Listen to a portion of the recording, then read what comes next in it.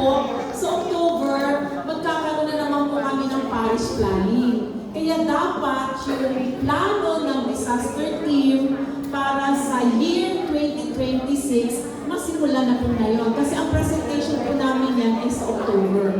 Kaya siguro naman po, nagkaroon yung ating recent storms na na-experience, magandang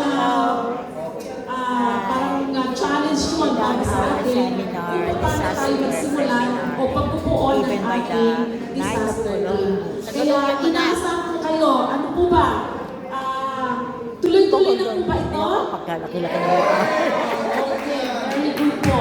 So dapat lahat ng teams meron akong head at yun na po ang mga, kayo po ang aagapay sa ating disaster team.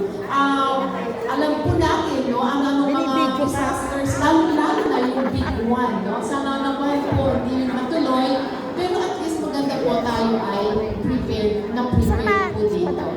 So, bilang sa ngalan po ng ating Kurang Paroko, ipagkasal po natin si Father Bong, no? Ito po ay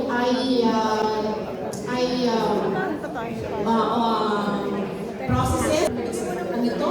Operation, na sana naman po ito ay talagang maging successful at tuloy-tuloy ang kanyang recovery. Okay? So, dito po